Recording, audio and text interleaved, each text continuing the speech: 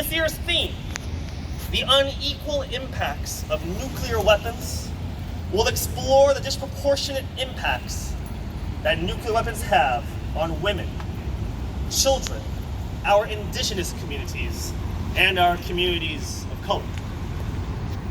Today we have with us Ms. Michiko Kornhauser, a hibakusha, an atomic bomb survivor.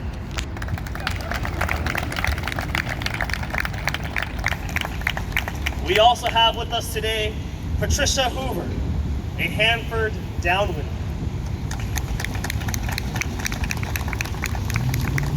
I'd also like to introduce my friend Andrew Tolman, who provides our American Sign Language interpretation today.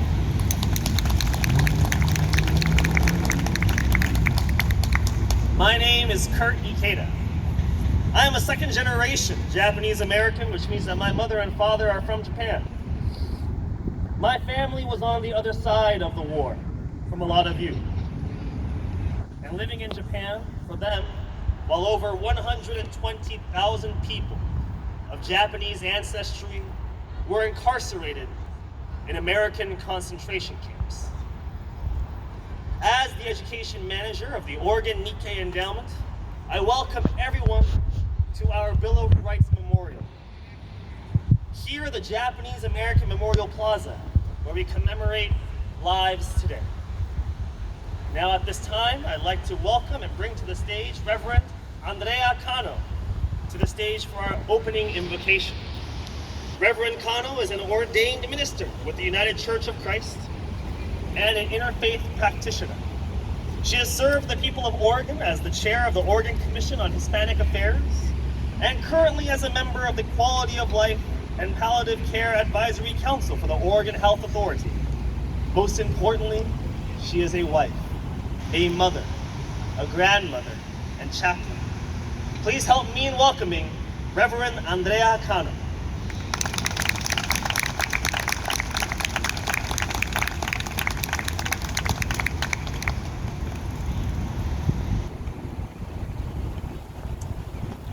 Thank you for the honor to be here before you.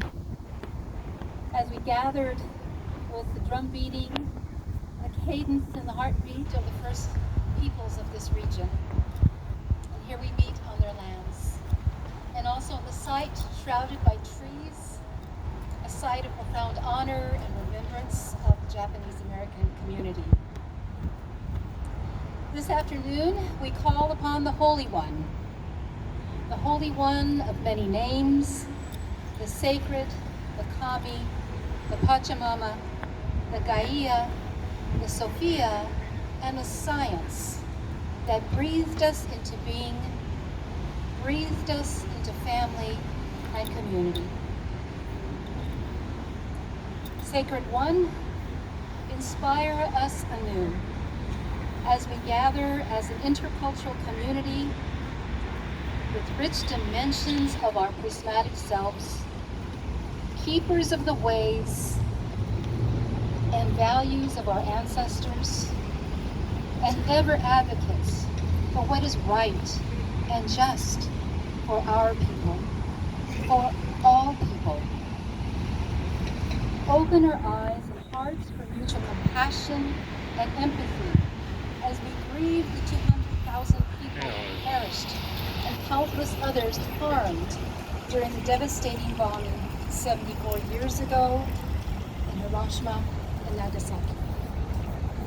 Embolden us anew to call out the risks of growing nuclear armaments, call out the perpetrators of injury, and unravel the conditions for evil and violence as we weave the strands for justice and for the peace and contentment we all deserve.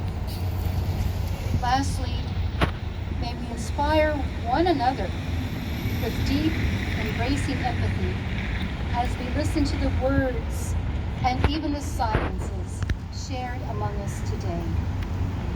Sacred One, this we ask in the name of the generations of people of goodwill who came before us and all who will follow us. Amen. Amen.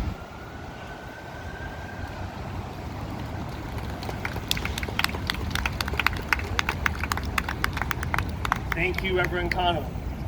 Our ancestors are indeed here today, and we appreciate your compassion and your empathy, welcoming us here in this space. And also, to welcome us here today, I would like to now invite Mr. Edmo to the stage to provide our Indigenous land acknowledgement.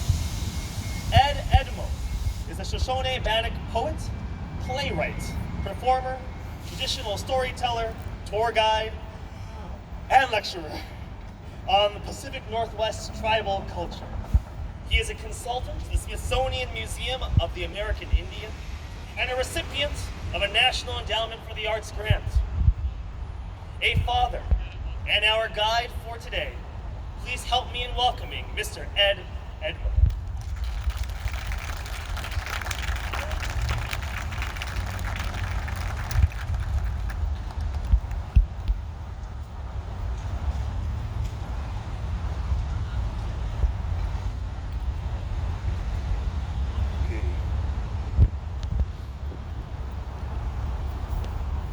I'm Ed Edmo. I'm Shoshone, Bannock, Nez Perce, Yakima. Raised about 95 miles east here at a place called Solella Falls. In the cold winter wind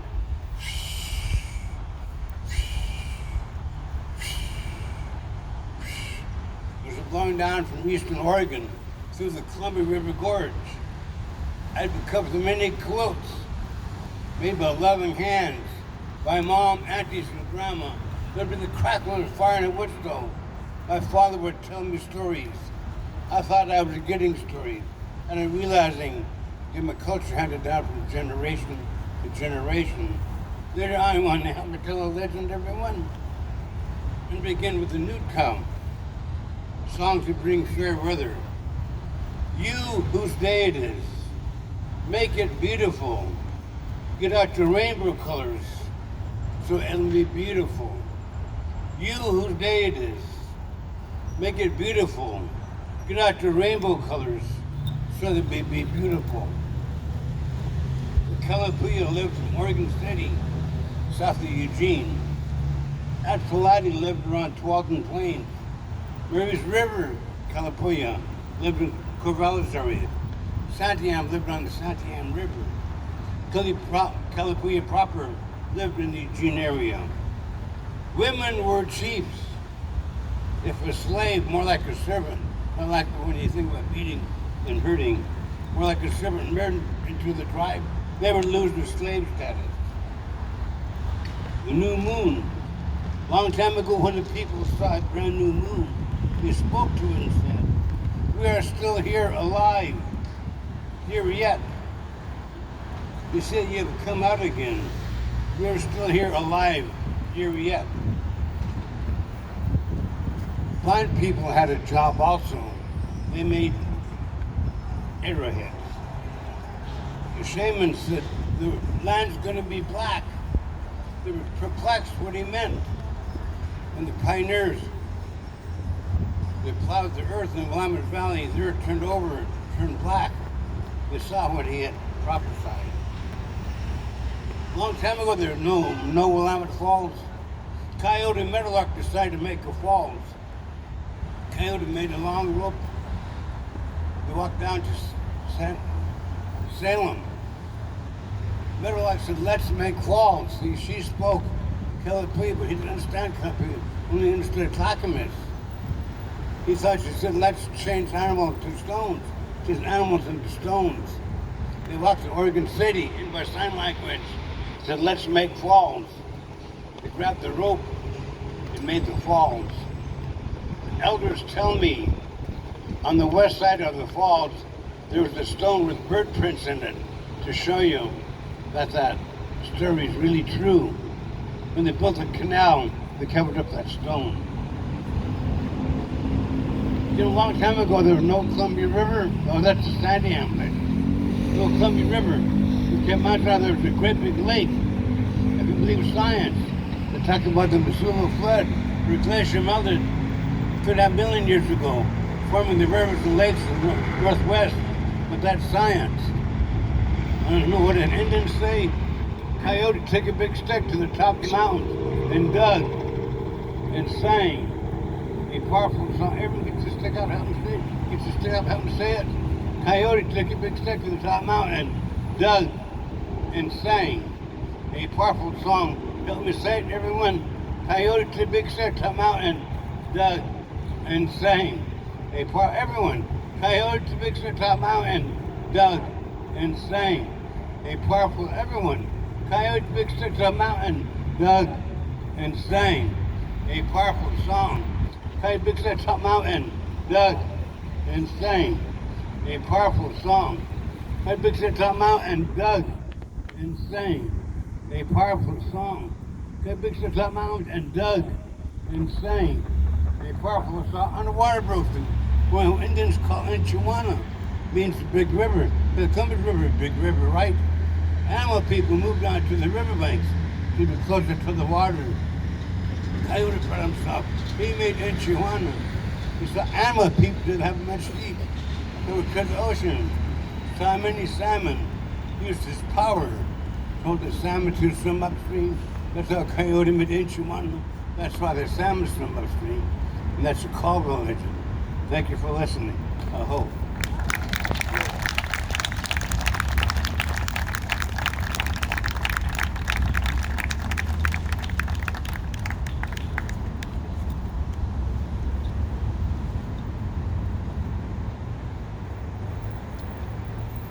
Thank you, Ed. At this moment in time, I would like to introduce Congressman Earl Blumenauer. Congressman Blumenauer is the U.S. Representative for Oregon's 3rd Congressional District, which includes most of Portland east of the Willamette River, serving since 1996. Our Congressman is one of the leading voices for nuclear disarmament and reducing funding for nuclear weapons systems in the United States government. From supporting the Iran nuclear deal to introducing smarter approach to nuclear expenditures or the SANE Act. Our representative on the Hill, please help me welcome Congressman Earl Blumenauer.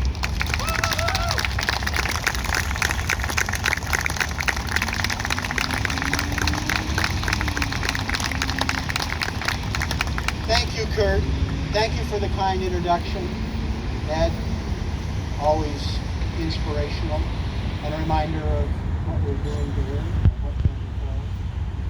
And that's the mindset we should have as we deal with the notion, the threat of nuclear weapons. We're commemorating the 74th anniversary with 2 nuclear devices. 2 cities were wiped off the face of the earth.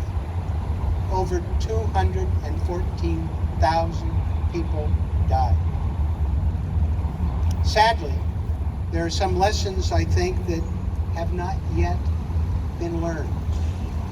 We are, as a country, investing $25 billion a year on weapons that we really can't afford, and we can't afford to use.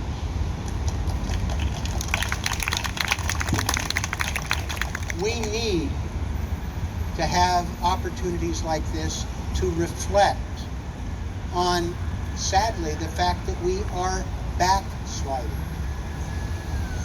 Remember when Ronald Reagan was president? Yeah. Well, there were some challenges with the Reagan administration, to be sure. But at that time, the United States had 25,000 nuclear weapons. The former Soviet Union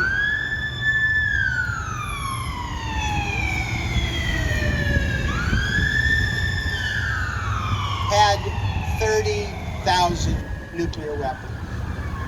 And we came together with a nuclear disarmament program. Remember when people rallied in front of the United Nations? 1 million people demanding that we engage in de-escalation of nuclear weapons. And we did. Today, we have 1,700 nuclear weapons. Far more than we need, far more than we can afford, far more than we hopefully will ever use. But it made a difference. We watched the Iran nuclear weapon deal, where we were able to negotiate with Iran with 6 other major countries. And Iran has entered into an agreement that they've kept. And the United States is breaking.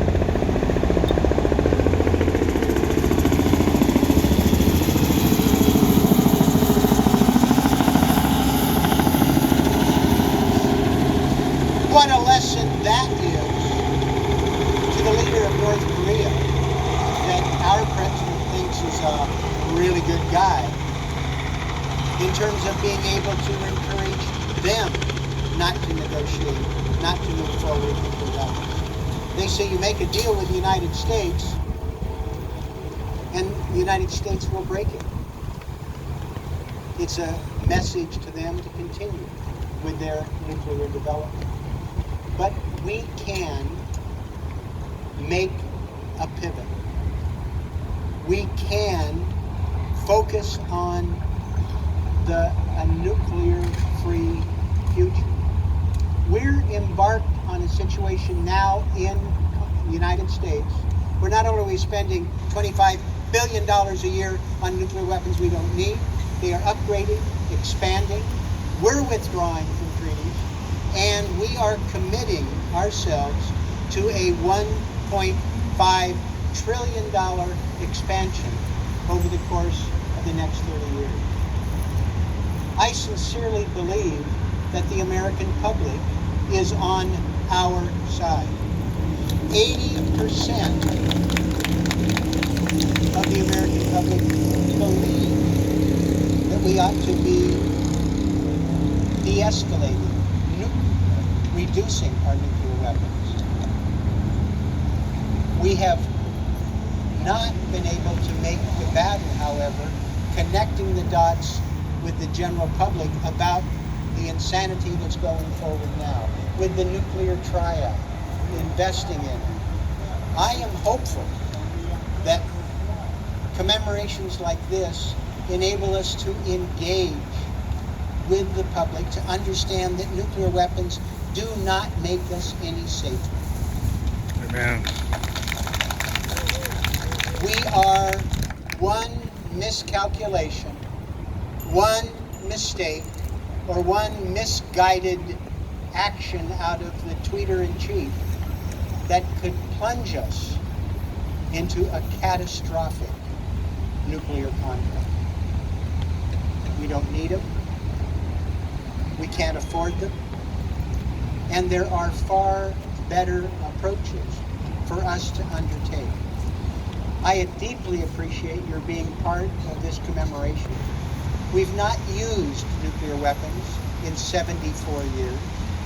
Nuclear weapons cannot be used in the challenges that we face now against terrorism, white nationalism, what's happening in the Middle East. They can only put us at risk. Your help in spreading the word, engaging with people. On the back of your program is a list of local organizations that are committed to a rational discussion of nuclear weapons and being able to advance the cause of non-proliferation, of nuclear disarmament and peace. I would hope that we would all seek out our allies, celebrate their work, be their allies, and I pledge to you, as long as I'm privileged to represent this community in Congress, I will continue to fight against proliferation, nuclear weapons, and that insanity. Thank you very much.